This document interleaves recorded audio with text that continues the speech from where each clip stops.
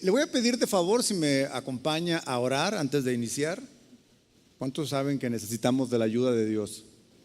Yo especialmente para compartirle, pero también ustedes para que nos abra el Señor el entendimiento, que nuestros oídos estén prestos y listos para recibir de lo que Él tiene preparado para nosotros. Así que, Señor, gracias, muchas gracias te damos. Realmente eres maravilloso, Señor. Nos pudimos gozar, pudimos disfrutar de este tiempo en el cual derramaste de tu espíritu, de tu gloria por medio de este momento de alabanza, Señor. Gracias, muchas gracias. Estamos aquí ahora, Señor, dispuestos a recibir tu palabra, estamos dispuestos a recibir tu instrucción. En lo personal, Señor, te pido que me ayudes, Señor, que me ayudes a exponer tu palabra fielmente, Señor, tal y cual como tú la has plasmado, Señor, para que sea de edificación a todos y cada uno de nosotros. Gracias, Señor, en el nombre de tu Hijo amado Jesús. Amén. He puesto por título a lo que quiero compartir hoy con ustedes, la batalla de la fe. Ya lo está viendo por ahí. Muy seguramente usted no vino ayer, porque pues casi los que vienen el sábado no vienen el domingo, y los que vienen el domingo no vienen el sábado. Pero ayer tuvimos una enseñanza que dio el pastor Arsenio acerca de la fe también. Y me pareció una confirmación de parte de Dios de que sin nosotros ponernos de acuerdo en lo que queríamos, en lo que cada quien puso en su corazón para venir a compartir esta tarde, el título de la enseñanza del pastor Arsenio fue Caminando en la Fe, a la cual le recomiendo mucho que la pueda buscar ahí en las redes sociales. Ahí está. Y lo interesante de esto es que fue completamente diferente el enfoque que Dios nos dio a cada uno de nosotros, lo cual hace que esto sea complementario. Lo que aprendimos, los que lo escuchamos el día de ayer al pastor Arsenio, y lo que hoy tiene preparado el Señor para nosotros. Quiero iniciar con una frase de un grande de la fe en cuanto a los hombres de Dios en la Biblia. Y este hombre fue Job. Todos sabemos quién fue Job, lo que vivió Job. Y dice de la siguiente forma su frase, dice: yo sé que mi Redentor vive. Así lo declaró Job. Para todos aquellos que les gusta poner en sus redes sociales frases bonitas que lo identifiquen como cristiano, como un hombre o una mujer de fe, pues esta es una de esas frases que deberían de estar en todas nuestras publicaciones, como una declaración de nuestra fe y como una declaración de lo que nosotros creemos. Pero créame, esta no es una simple frase que suena bonito, no es así. Vamos, no es tan solo eso. Se oye muy, muy espiritual. De hecho lo es muy espiritual. Pero tampoco es una de esas frases que se acostumbra hoy enseñar en las iglesias, que a base de estar repitiendo y declarándola constantemente podríamos recibir algo de parte de Dios como premio por la declaración. Tampoco lo es. Cuando conocemos quién es Job y cuando conocemos la situación que Job estaba pasando en ese momento, cuando hizo esa declaración, cobra un sentido profundamente espiritual y profundamente de fe. Entonces, cuando leemos esta frase necesitamos realmente saber todo el contexto y saber la situación. ¿Quién era Job? ¿Qué estaba viviendo Job? ¿Y por qué estaba en esa situación? Cuando conocemos esto, nos damos cuenta que Job, en esa situación, lo que él estaba en una situación de guerra, de batalla, de un combate frente a frente, una guerra sangrienta desde el punto de vista espiritual, en donde Job estaba defendiendo su territorio. ¿Cuál era el territorio de Job? Aquel territorio en donde estaba él posesionado.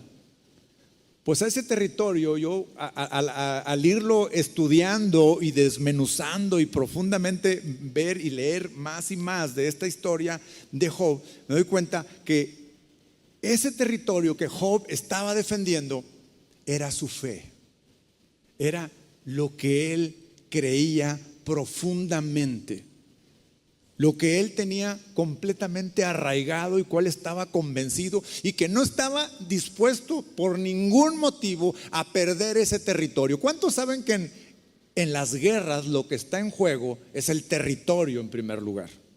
Porque cuando se obtiene ese territorio, el enemigo obtiene el control, obtiene el poder, obtiene el dominio del adversario. Entonces Job está atrincherado, Job está defendiendo su territorio y su territorio es la fe que él tiene. Entonces, si leemos un poco más el contexto de la frase, Job, el libro de Job, capítulo 19, versículo 25 y 27, dice así: yo sé que mi Redentor vive y al final se levantará sobre el polvo.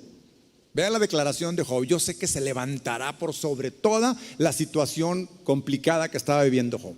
Versículo 26: y después de deshecha mi piel.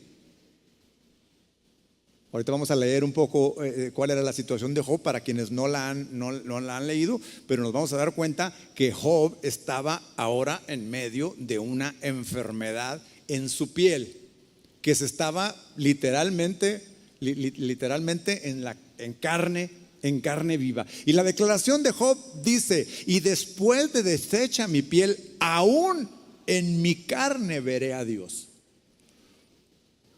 Esta es la declaración de Job: al cual yo mismo contemplaré y a quien mis ojos verán y no los de otro. Mis ojos lo verán. Y luego vea esta declaración: desfallece mi corazón dentro de mí.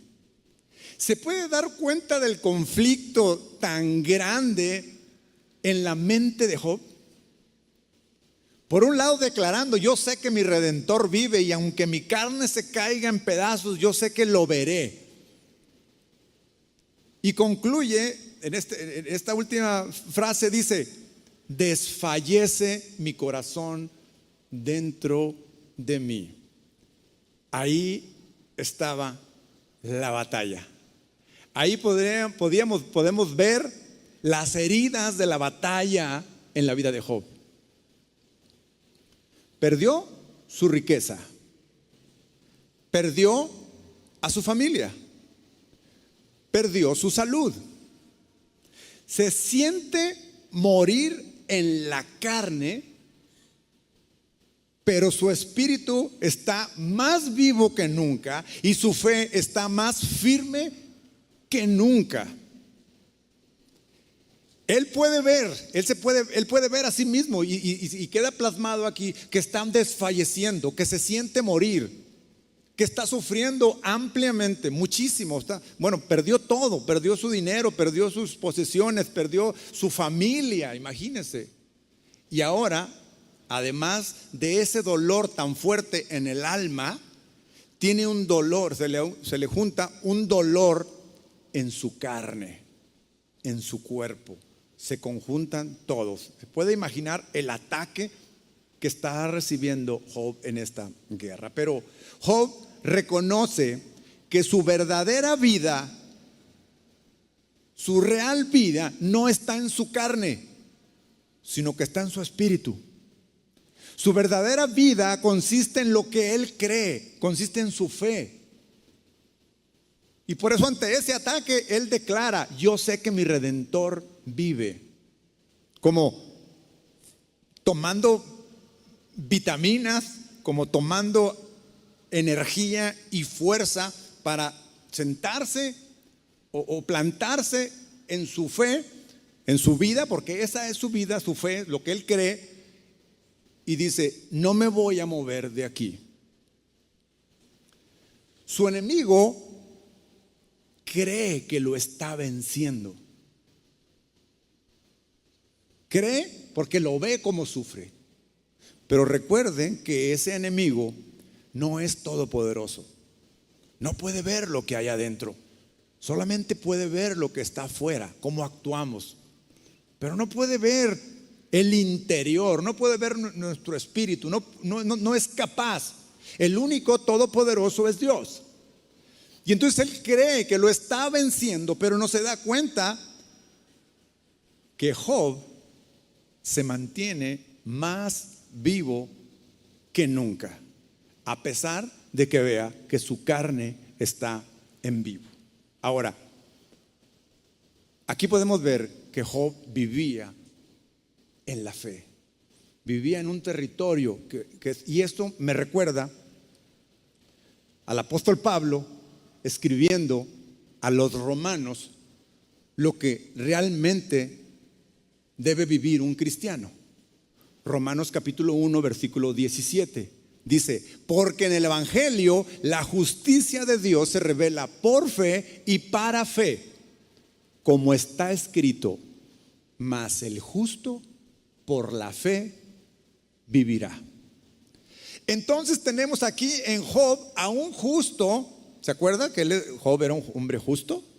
A un justo viviendo en su fe y no permitiendo que por nada lo puedan mover de lo que para él es su vida.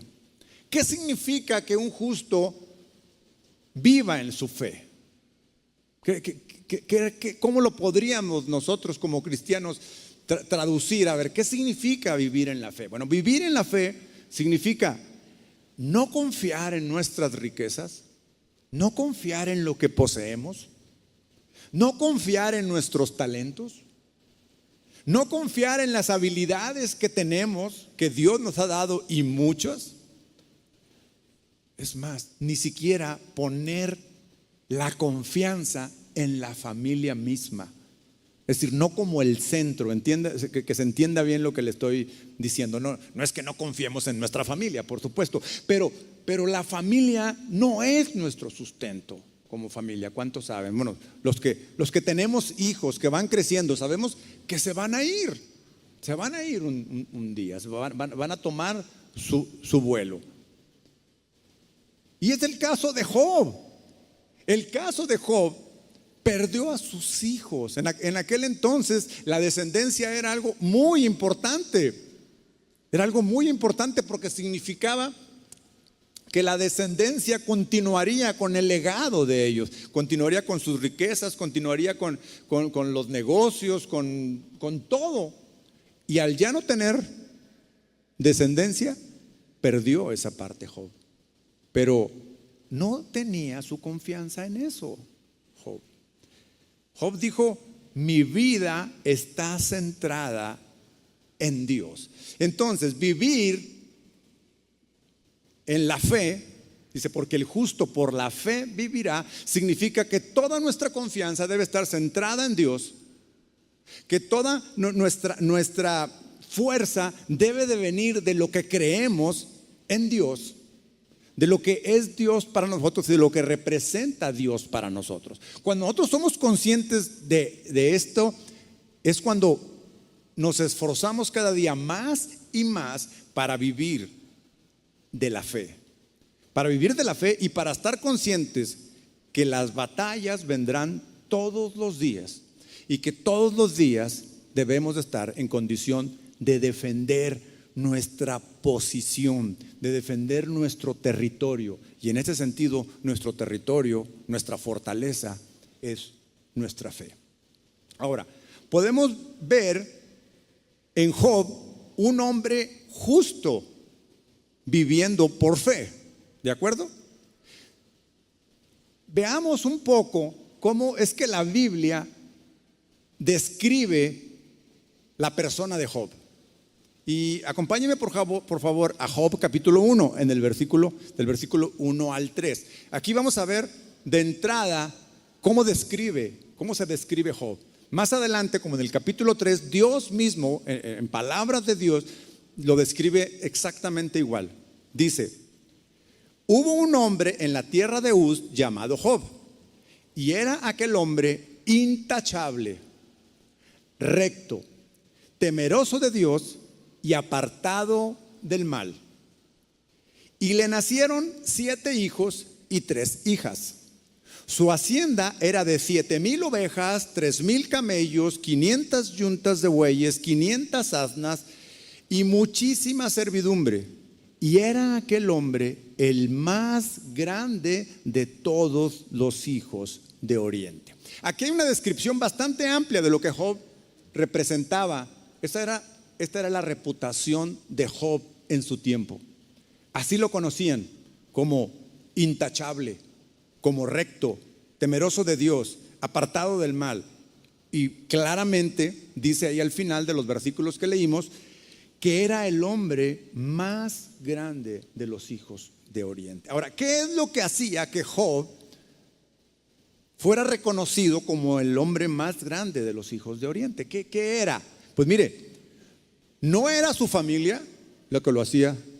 No era porque si usted lee, los hijos no se portaban muy bien, que digamos, cuando lo leen. O sea, no era su familia, no eran sus hijos, no era su riqueza, que además era muchísima la riqueza que tenía, pero no era esa la fama que él tenía, sus tierras, sus ganados, todos sus sirvientes. Mire, tampoco era su moralidad. Ya ve que dice ahí que era intachable, apartado del mal. Cualquier persona puede ser moralmente correcta. No necesita ser cristiano. Hay muchas personas que no son cristianas, es más, que son ateas y son moralmente correctos. Entonces, eso no es lo que lo identificaba como uno de los grandes, sino lo que lo hacía que fuera uno de los grandes es que él era temeroso de Dios. Y eso es lo que hace la gran diferencia, porque temeroso de Dios, ahora sí que no es fácil. Ahora sí que no cualquiera. Los mismos hijos de Job no eran temerosos de Dios, pero Job sí. Y esto hacía que Job representara un hombre de reputación, pero su reputación estaba completamente basada en lo que él amaba a Dios y respetaba a Dios. Ahora, hablando de las batallas de Job, veamos el primer ataque que recibe Job. Recibe un ataque muy fuerte. Dice que en un solo día, dice la Biblia, que en un solo día perdió toda su riqueza. O sea, se quedó sin nada. Absolutamente. ¿Se puede imaginar que de un día a otro no tengo ni qué comer, ni de dónde sacar para comer? Wow, complicado. Pero no solamente eso, además de siempre haber tenido una abundancia, creo que eso lo hace mucho más complicado, porque no estaba acostumbrado a no tener. Recibió un ataque directo a sus bienes, pero también a sus hijos. En el mismo día se murieron los 10. En el mismo día sus sirvientes los perdió. Automáticamente se quedó sin nada de lo que en aquel entonces representaba riqueza, fama, incluyendo a sus hijos. Entonces, ante ese ataque, Job reacciona de la siguiente forma. Job capítulo 1, versículo 20. Dice: entonces Job se levantó. Esto que estamos leyendo es cuando, después de que llegan a anunciarle toda la tragedia, de que le dijeron todo lo que hoy describimos. Entonces dice: entonces Job se levantó, rasgó su manto, se rasuró la cabeza y postrándose en tierra, adoró. No hay mejor posición de defensa ante un ataque a nuestra fe que adorar a Dios. No hay ninguna. Si usted se puede imaginar todo lo que estaba pasando por la mente de Job. Piense en todo cuando de repente usted está en una situación realmente complicada, de mucho dolor.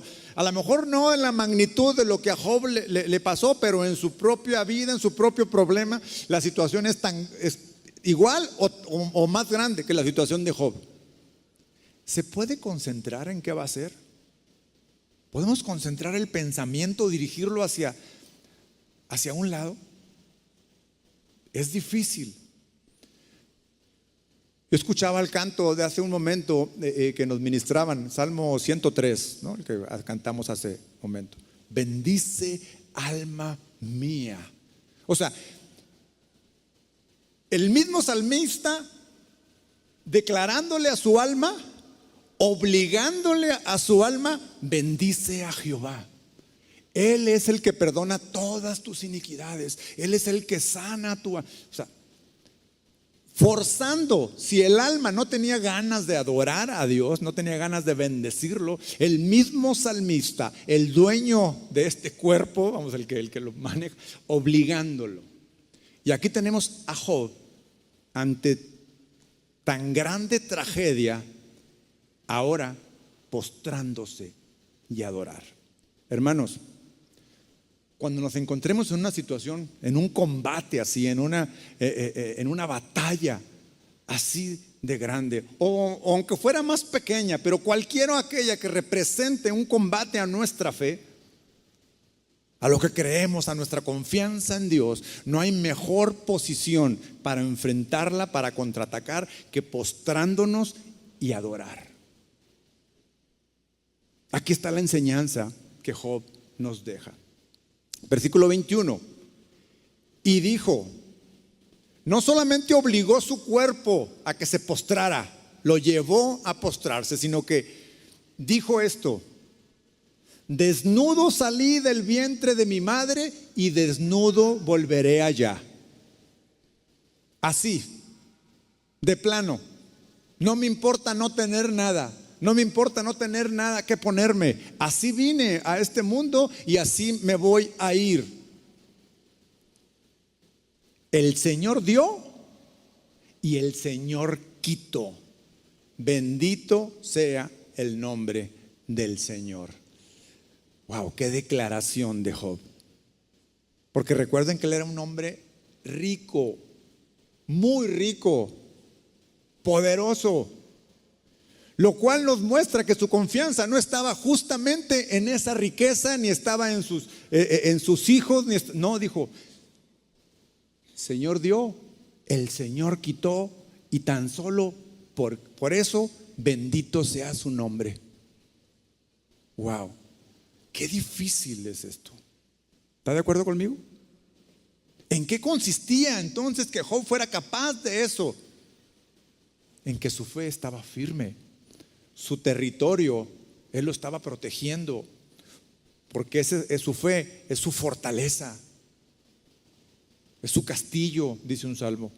Fortaleza mío, castillo mío, no temeré, aquí estoy.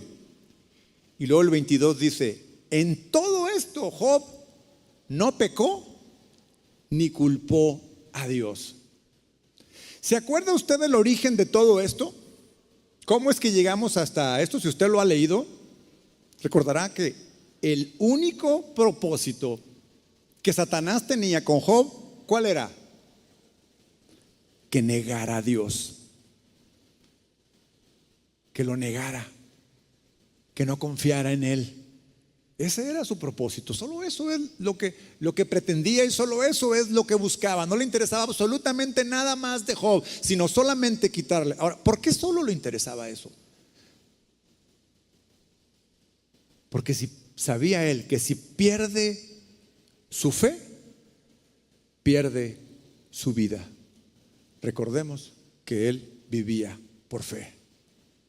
Y al ya no haber fe, ¿qué razón habría de seguir viviendo? Perdió su fuerza, perdió su esencia, perdió todo aquello de donde toma sus fuerzas. No hay más fe. Entonces buscaba a Satanás quitarle, pero Job defiende perfectamente y no pecó con sus labios. Por el contrario, en lugar de pecar, bendijo a Dios. Viene un segundo ataque a Job. Inmediatamente después de que no pudieron doblegarlo, viene un segundo ataque, y es que Job ahora adquiere una enfermedad en donde se llena de llagas desde los pies hasta la cabeza, todo. La Biblia dice que buscaba cómo rascarse, cómo quitarse aquello que no solamente era comezón, sino que era dolor, que podía ver como sarna en su piel, y ver aquello que además ahora del todo el dolor en su alma que tenía por los bienes y familia que perdió, ahora tenía un dolor físico. Se sumaba un dolor físico. Y entonces todos sabemos que una enfermedad debilita nuestro cuerpo. ¿Sí? Se nos terminan las fuerzas. Ni siquiera capacidad muchas veces tenemos de mantenernos firmes, parados o sentados. Muchas veces solamente podemos estar postrados. Esta era la condición de Job. Y el ataque lo recibe de quien menos se lo imaginaba, de quien no esperaba. Le llegó sorpresivamente un ataque, y esta era su esposa. ¿Usted esperaría un ataque de su esposa, varón, de su esposo? Se supone que es donde somos uno, ¿no?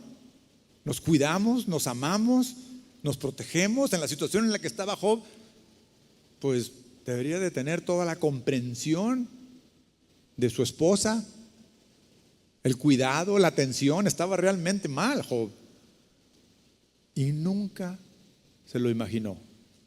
Job capítulo 2 versículo 9 dice: entonces su mujer le dijo: ¿aún conservas tu integridad? Vea la malicia. ¿Aún conservas tu integridad?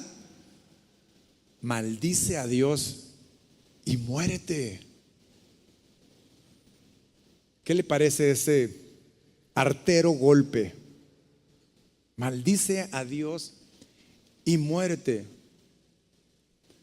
Estoy seguro que a Job morirse realmente no le interesaba en ese momento. No ahí, más adelante dice la Biblia que después, conforme fue pasando, ya decía: pues ¿para qué estoy aquí? ¿No? Pero en ese momento en donde él estaba en plena lucha, en donde lo que menos quería era morirse, y menos maldecir a Dios. Pero vean cómo el ataque va directo a la fe de Job. Porque recordemos que el propósito principal de Satanás era que Job maldijera a Dios. Y ahora ella le dice: hey, si te vas a morir está bien, pero antes maldice a Dios. Antes maldice a Dios. No te mueras antes. Porque el propósito principal de nuestro enemigo es que maldigamos a Dios, que perdamos la esperanza, que perdamos la confianza, que dejemos de confiar en Dios. A Satanás realmente no le interesaba si se moría, no le interesaba su dinero, no le interesaban sus ganados, sus hijos, nada le interesaba. Lo único que le interesaba era que él hablara mal de Dios, que negara a Dios y que renegara de Dios. Porque esos son los combates a nuestra fe. Completamente. Y Job responde ante ese ataque en el versículo 10. Pero él le dijo: como habla cualquier mujer necia, has hablado. Le dijo: eres una necia, No conoces a Dios.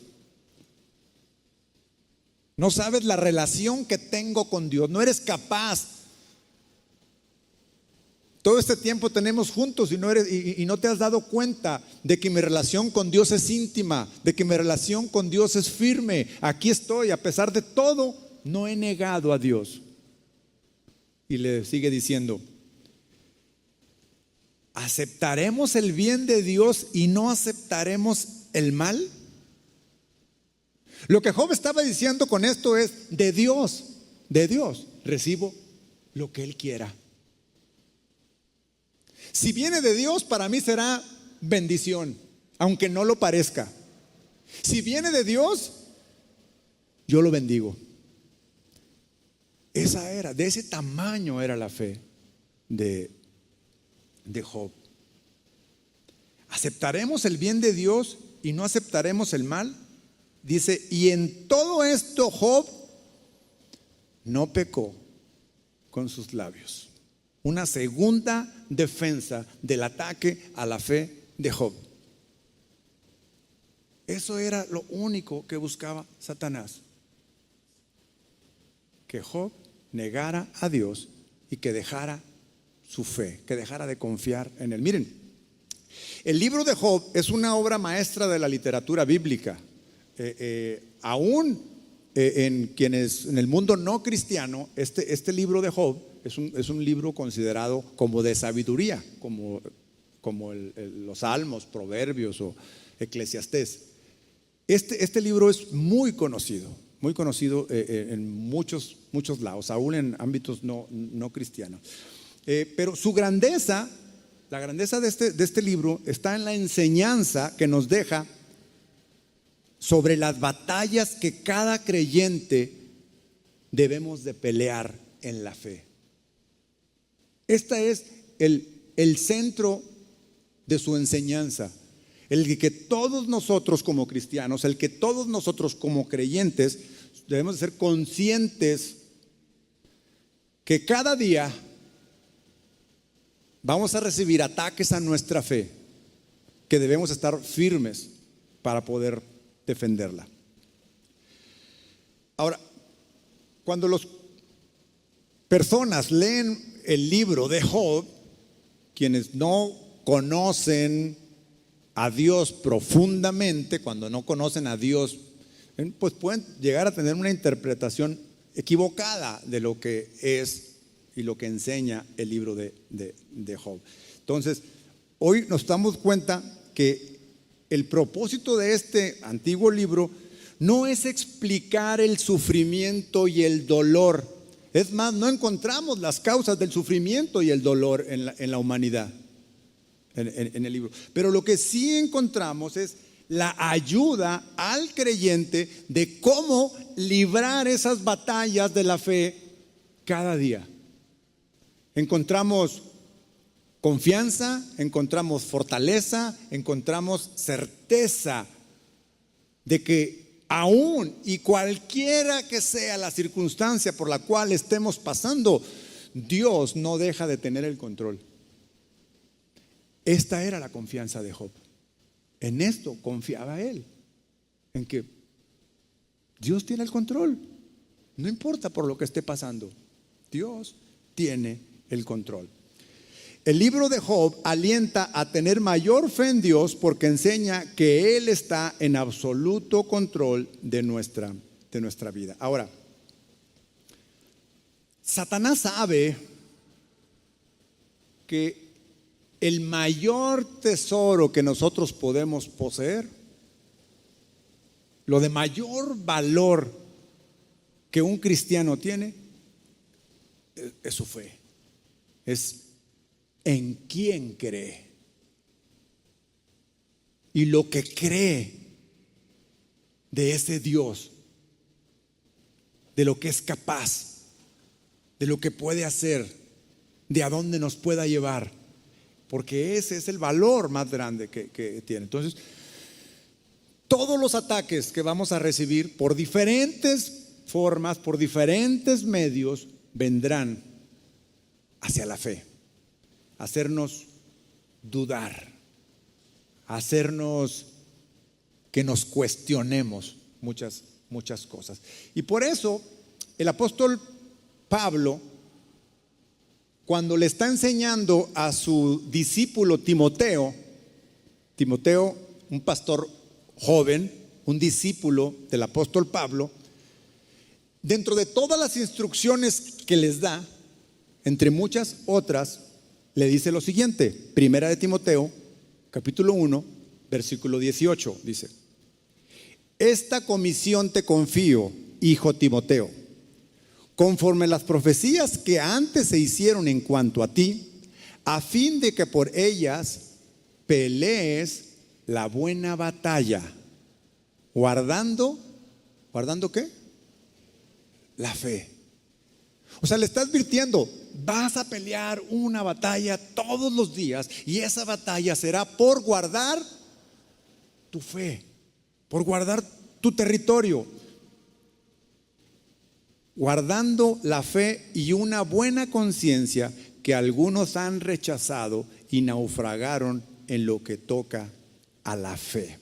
Ahora, le está advirtiendo que algunos otros naufragaron en la fe. Que algunos otros, ¿qué es naufragar? Estar perdidos en la nada. Recordarán el apóstol Pablo cuando iba hacia Roma, porque apeló al César, y que la embarcación en la que él iba naufragó. Y todo lo que pasó, toda la embarcación fue realmente un sufrimiento. Y ahí el apóstol Pablo se mantuvo en su fe a pesar de todas las circunstancias. Pero ese era un naufragio.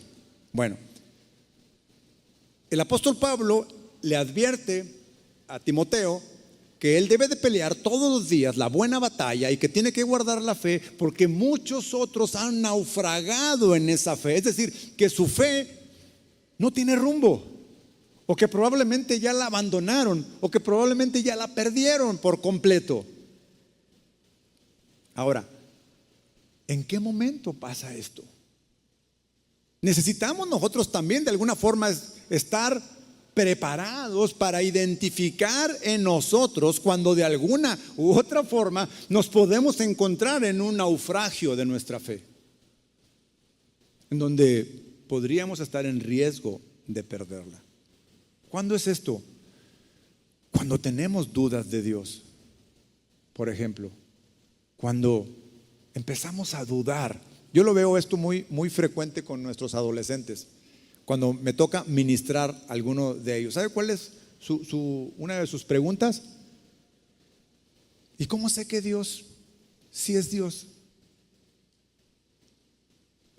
¿Y cómo sé que realmente sí Dios creó todo?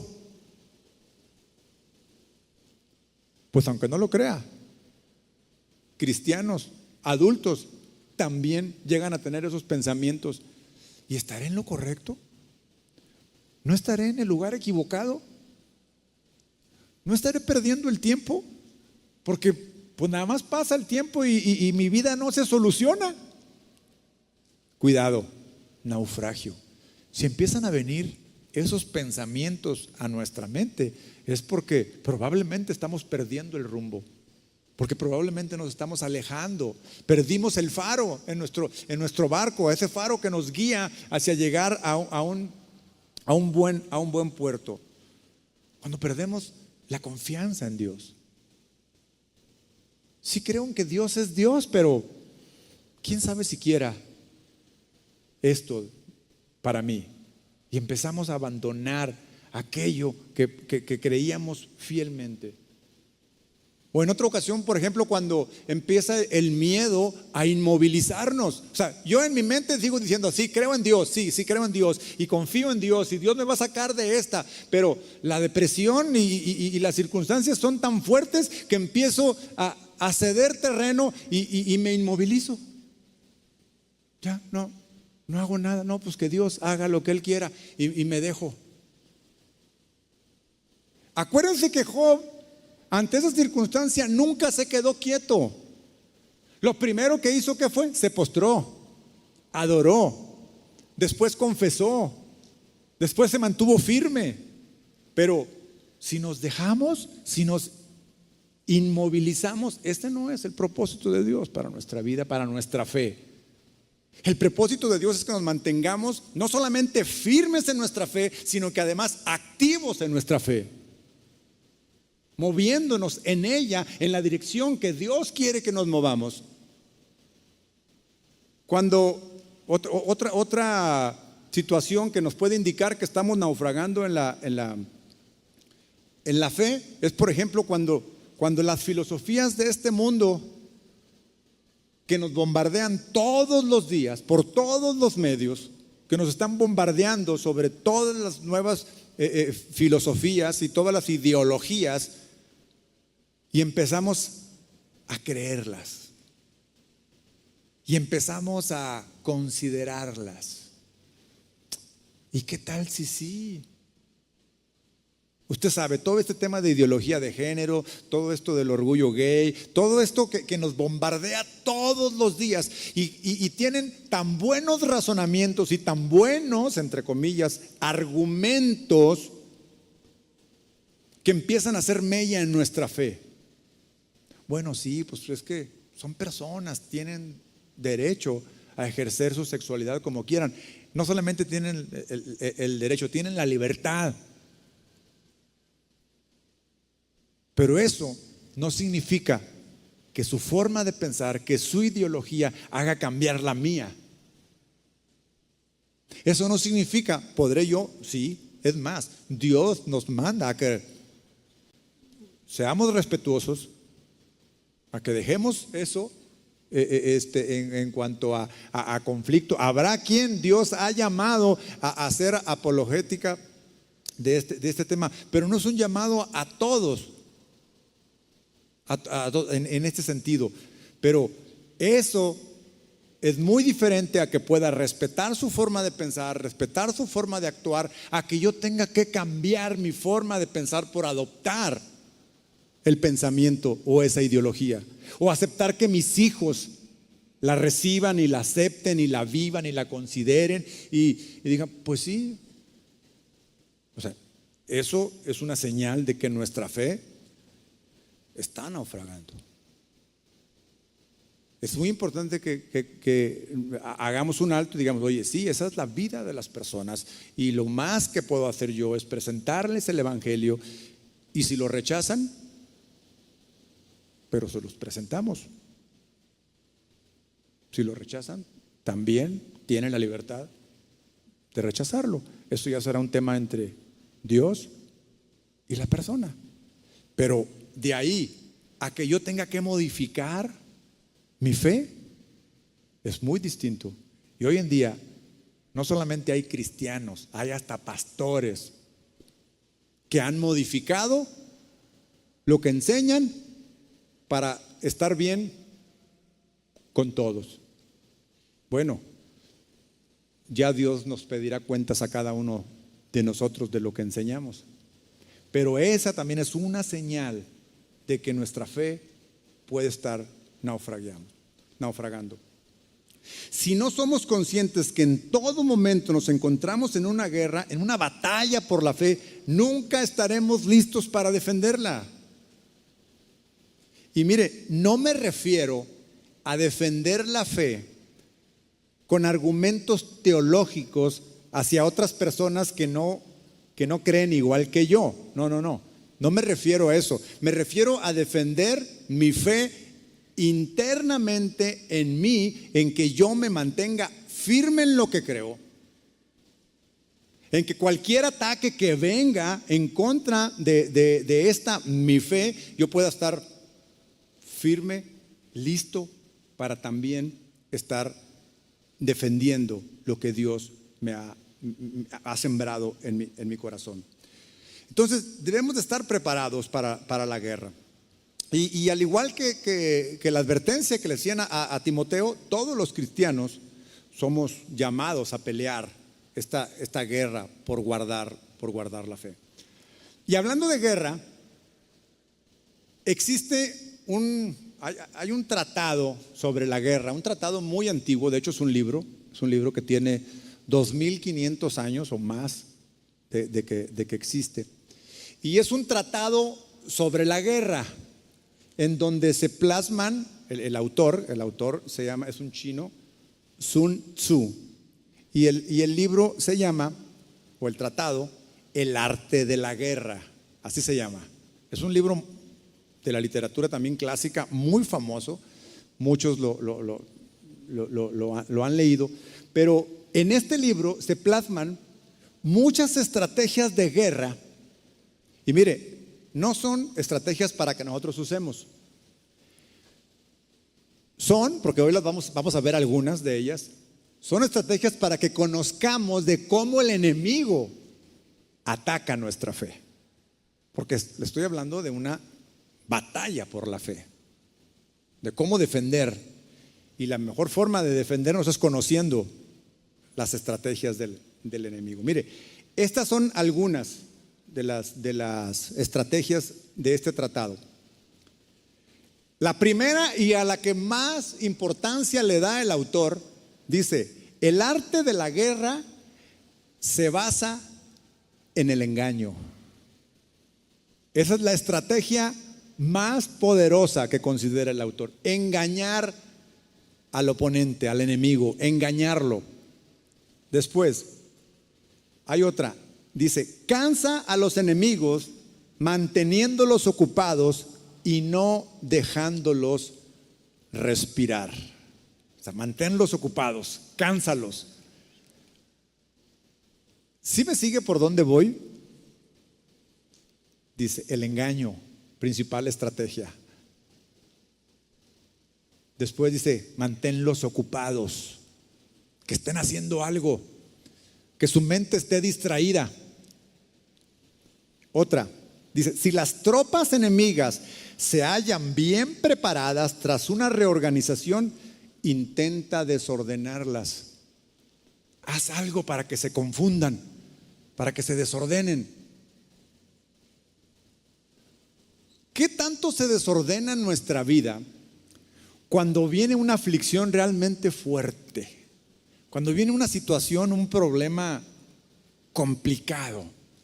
Dígame si no es lo primero que perdemos: el control en nuestras cosas, el control de nuestra vida, de lo que organizamos en nuestra casa. De repente, en situaciones complicadas así, ya perdemos el control de nuestra casa, perdemos el control de nuestra vida. Esas son estrategias de nuestro enemigo para quitarnos nuestra fe. Si están unidas las fuerzas del enemigo, siembra disensión entre sus filas, siembra división entre sus generales. Hoy en día uno de los ataques más fuertes a la familia es separarlos, dividirlos. Cada vez más y más familias se separan. Esa es una estrategia del enemigo y la gente no lo ve. Dice: ataca a tu enemigo cuando no está preparado y aparece cuando no lo espera. Sorpréndelo. Bueno, Job fue sorprendido, no esperaba absolutamente nada, se encontraba en su apogeo de su vida, rico, hijos, y fue sorprendido. Así llegan los problemas a nuestra vida. Así llegan las situaciones difíciles a nuestra vida. No estamos esperando que lleguen, ¿verdad?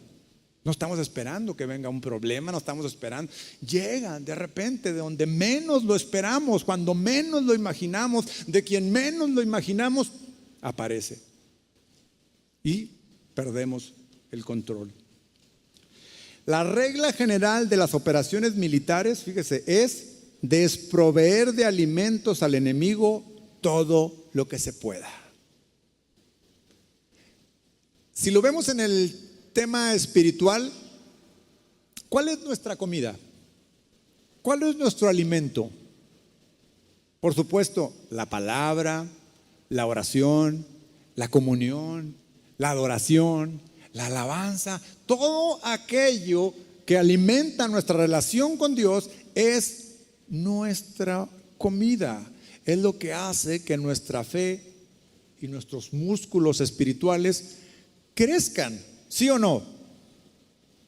Un ataque a nuestra fe es quitarnos el suministro. Ahora con la pandemia, de verdad, pues nos tuvimos que mover rápido nosotros para poner por cualquier medio digital, electrónico, poner a disposición de la iglesia la palabra, para que estuviera servida la mesa y pudieran alimentar su fe.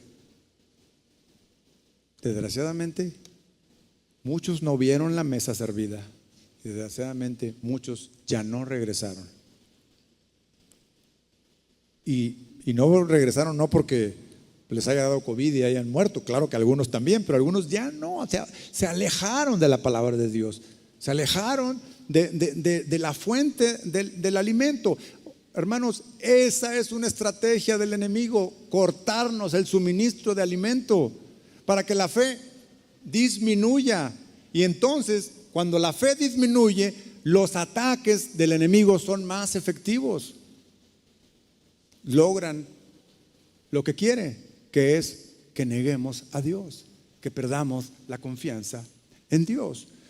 Todas estas son estrategias de Satanás. Acompáñenme por favor a Juan capítulo 8, en el versículo 44.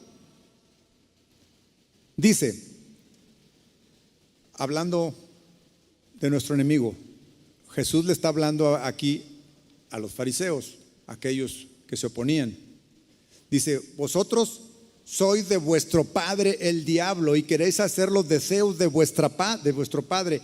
Él fue un homicida desde el principio y no se ha mantenido en la verdad porque no hay verdad en él. Cuando habla mentira, habla de su propia naturaleza porque es mentiroso y el padre de la mentira es él. ¿Cuál era la principal estrategia según el tratado de guerra? El engaño. Mire, hermano, Satanás no puede hacer nada a nuestra vida. No tiene el poder, no tiene el poder de dañarnos como cristianos, como hijos de Dios. Lo único que él puede hacer, ¿qué cree? Engañarnos. Por supuesto, esa es la estrategia número uno del arte de la guerra. Engaño, el engaño. Y cuando nos engaña, caemos. Cuando logra lo que quiere. Pero hermanos, esta será una batalla de toda nuestra vida, toda nuestra vida. Tan es así que el apóstol Pablo, al mismo discípulo Timoteo, pero en la segunda carta que le escribe, ya al estarse despidiendo él, Pablo en su vejez, él reconoce que está en la última etapa de su vida, que él ya está próximo a partir con el Señor. Él ya está en la última etapa de su ministerio. Así lo reconoce y empieza a dar las últimas instrucciones a su discípulo Timoteo, y dentro de su despedida le dice, Timoteo, 2 Timoteo 4:7, he peleado la buena batalla. He peleado la buena batalla, he terminado la carrera. Y luego concluye el versículo, he guardado la fe. De tal manera que la fe es algo que tenemos que guardar, que tenemos que proteger, porque esa es la fuente de nuestra vida, nuestra fe en Dios, nuestra confianza en Dios, para que cualquier circunstancia, por difícil que sea, que venga a nuestra vida, podrá movernos todo y podrá dolernos en el alma y podrá dolernos en el cuerpo y podrá dolernos en cualquier cosa. Nuestra mente podrá estar confundida, podrá hacer muchas cosas, pero internamente, si nuestra fe está firme en Dios, entonces nos mantendremos vivos espiritualmente.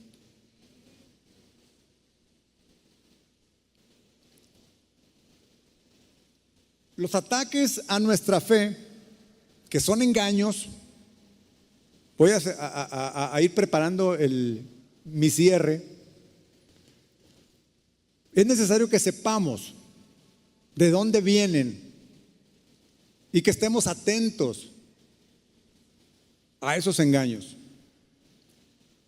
El enemigo busca tomarnos desprevenidos busca debilitarnos. Uno de estos hoy en día muy actual, al cual todos nosotros, todos los días somos expuestos, es el entretenimiento. ¿Se acuerda cuál era una de las estrategias del arte de la guerra? Manténlos ocupados. Pero cuando dice mantenerlos ocupados no significa mantenerlos haciendo algo, manténlos pensando en algo. El entretenimiento, hermanos, pues, por supuesto que es legítimo después de llegar de una jornada ardua de trabajo, llegar a tu casa y sentarte en el reposet de papá, ahí y estar ahí descansando unos minutos. Por supuesto que es legítimo, es necesario. Pero hoy en día llegar ya no es como hace algunos años, en donde el entretenimiento era llegar de trabajar en la noche y sentarnos todos en la tele a ver el Chavo del Ocho, ¿verdad? Ya no es ese el entretenimiento. En aquel entonces veíamos las noticias al final del día, veíamos qué fue lo que pasó en el mundo, poníamos las noticias y ahí nos enterábamos de lo que había pasado en el día. Ya no es así. Hoy, al instante, en el momento que pasen del otro lado del mundo, las noticias llegan así, la notificación avisa de inmediato. Y hasta hay notificaciones que están así, no lo has leído, y vibra para que te está llegando.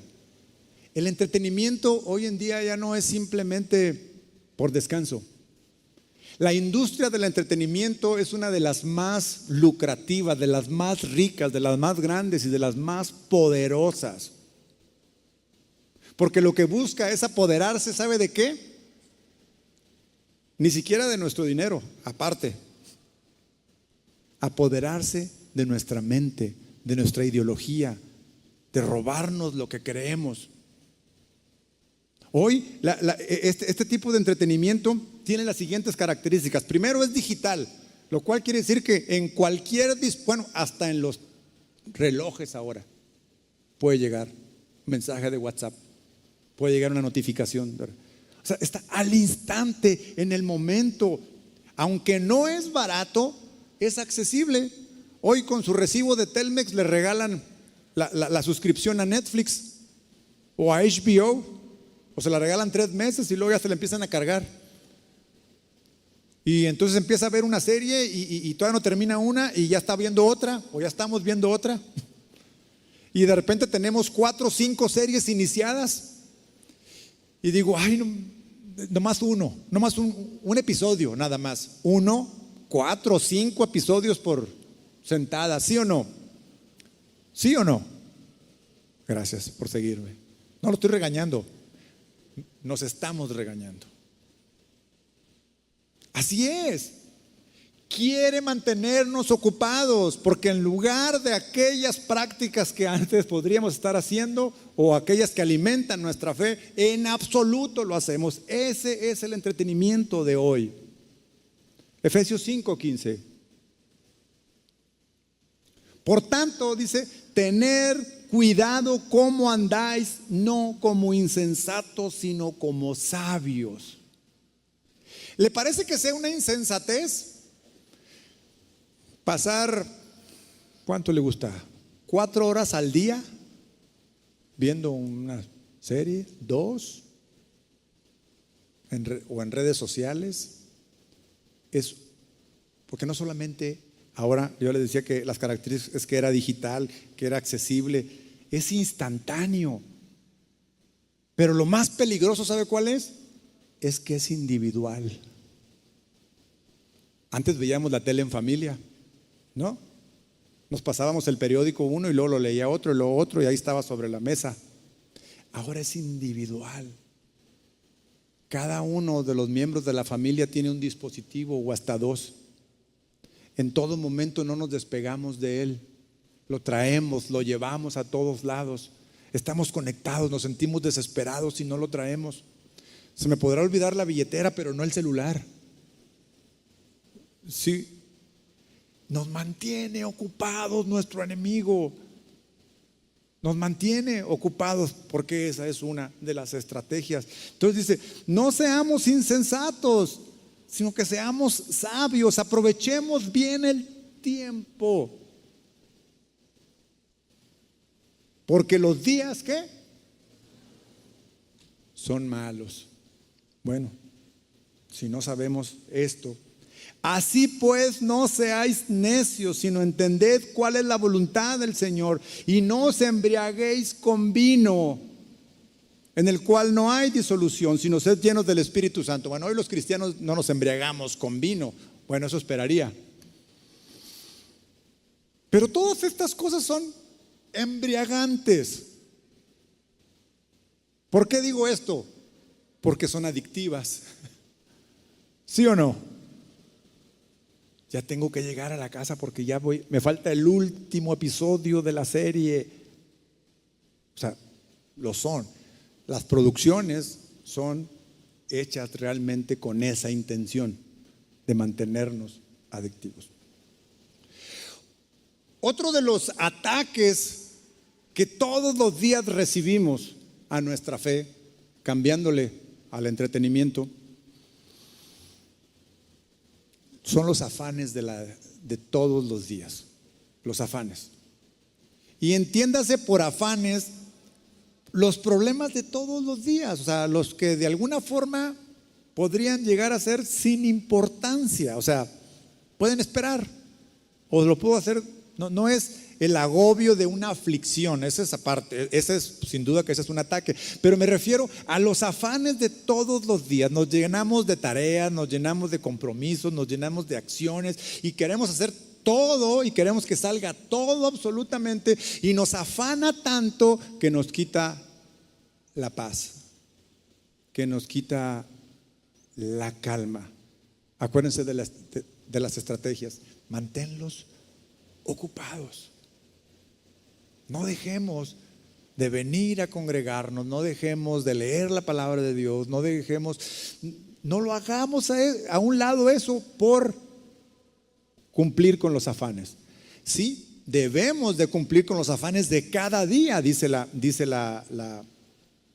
palabra, pero nunca hacer a un lado aquello que nos alimenta, aquello que nos mantiene fuerte en la fe por cumplir con los afanes. Por supuesto que todos aquellos que son compromisos que tenemos que sacarlos, tenemos que estar organizados, pero nunca sacrificando la fe.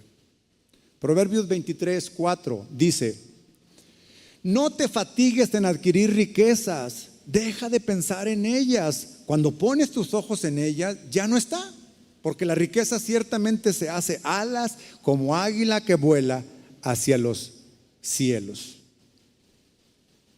Dígame si no le ha pasado que cuando de alguna forma en nuestro trabajo, en nuestro negocio o en lo que nos dediquemos, empezamos a ganar más, nos empieza a ir bien, y ¿a poco no subimos nuestro nivel de gasto? ¿A poco no subimos nuestro nivel en cosas que a lo mejor ni necesitábamos, pero quería tenerlas? Bueno, al principio eso no tiene ningún impacto, pero cuando eso es lo de todos los días, empezamos a llenarnos de afanes, de cosas que queremos adquirir, de cosas que deseamos tener, sin saber si realmente eso es algo que realmente necesitamos o que Dios quiera que nosotros nos metamos en eso. Esos son los afanes de todos los días. Recordemos, por ejemplo, Mateo capítulo 6:33. 6:25 primero, ya para cerrar, dice: por eso les digo, no se preocupen por la comida ni por la bebida que necesitan para vivir. O sea, eso es lo del día, los afanes de todos los días. Ni tampoco por la ropa que se van a poner. Ciertamente la vida es como la comida y el cuerpo más que la ropa. Vámonos al versículo 33, más adelantito. Así que primero busquen el reino de Dios y su justicia, y Dios les dará todo lo que necesitan. No se preocupen por el día de mañana, porque el mañana traerá sus propias preocupaciones. Cada día tiene ya sus propios problemas. No se agobie más que por lo de hoy. Saquemos solamente lo de nuestro hoy. Por último, otro ataque fuerte que no puedo dejarlo de mencionar, pero es algo que debemos de estar muy conscientes, porque uno de los ataques del enemigo directo hacia nosotros viene hacia algo que se llama nuestra concupiscencia. ¿Qué es nuestra concupiscencia? Son todos los vicios, pecados o defectos de carácter que ya hemos superado, que en nuestra vida cristiana y en nuestro crecimiento los fuimos superando, los fuimos dejando a un lado, pero que por el simple hecho de vivir en un mundo corrupto, en un mundo perdido, en cualquier momento se va a presentar la posibilidad de que eso salga nuevamente. Y cuando eso sale nuevamente, ¿qué es lo que pasa? Cuando literalmente pecamos, literalmente nos apartamos de nuestra comunión con Dios, pues nos alejamos de Dios. Y retomar nuevamente nuestra relación con Dios muchas veces es tan difícil por la culpa que sentimos, por la vergüenza que tenemos por estar frente a Dios en una condición en donde hemos caído, donde hemos pecado. Entonces son todos aquellos vicios antiguos, pecados que hemos dejado, defectos de carácter. Le cuento una situación real que viví. Hace unas semanas tenía un viaje a la Ciudad de México. Llegué al aeropuerto puntualmente para tomar mi vuelo, y llevaba un vuelo que me daba el horario suficiente como para llegar a mi compromiso que tenía allá. Pero al llegar al aeropuerto me encuentro con la sorpresa de que el vuelo estaba cancelado, o sea, no retrasado. Retrasado, bueno, pues es como que todos los vuelos salen retrasados hoy en día, pero cancelado. Eran las 4 de la tarde y me dijo: el próximo vuelo donde lo vamos a poner es a las 10 de la noche. Las 10 de la noche no me sirve, tengo un compromiso.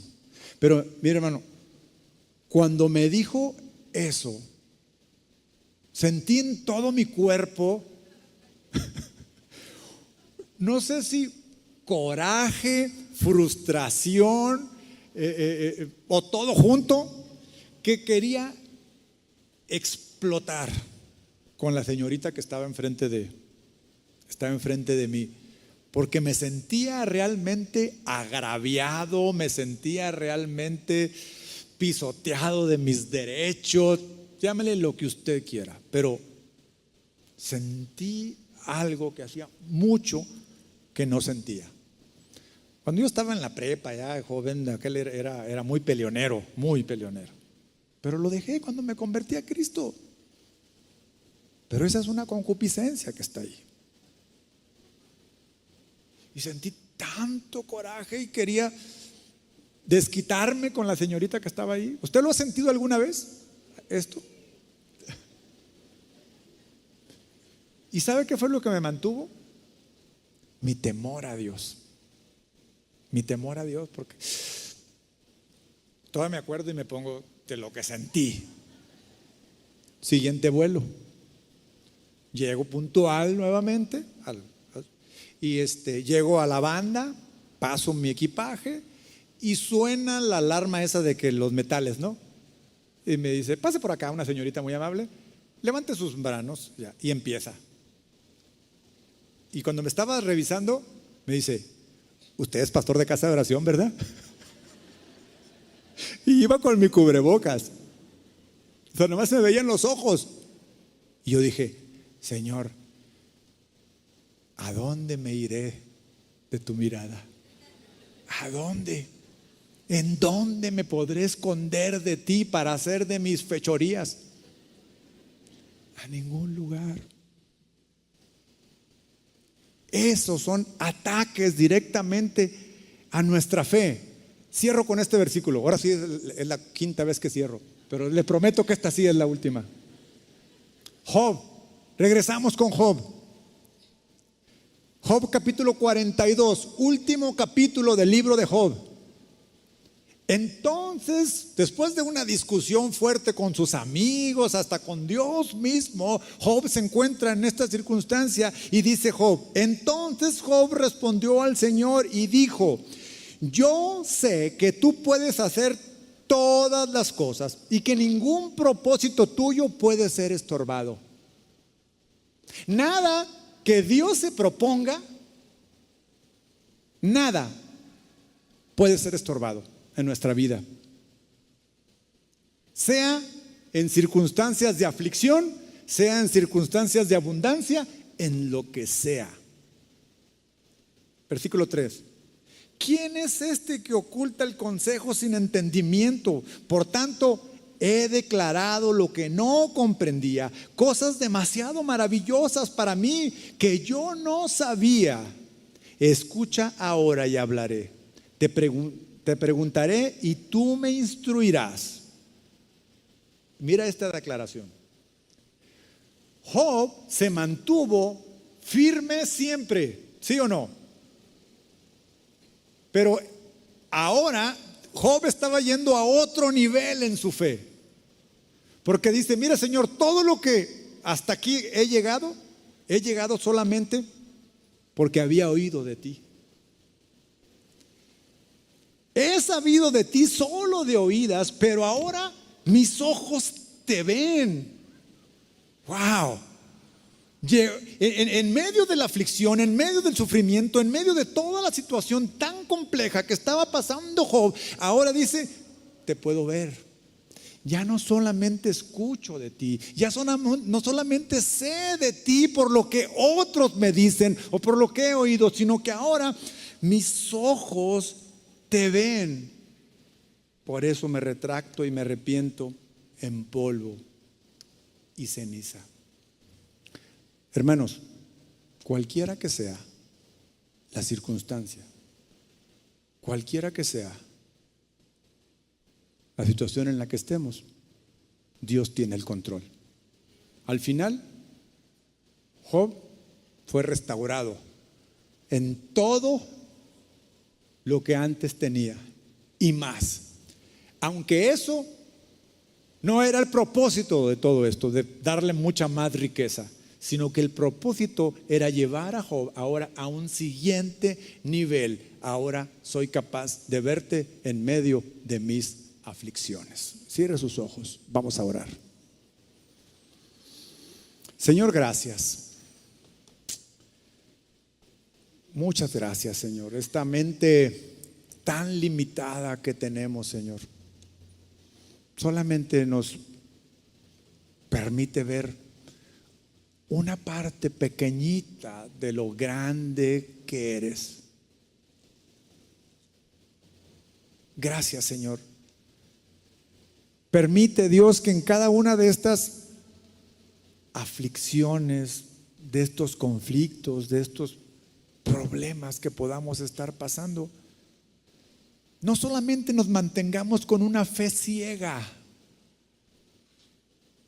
sino que podamos realmente verte en medio de la tormenta, sino que podamos realmente verte obrando en nuestro favor. Te damos gracias en el nombre de Jesús. Amén.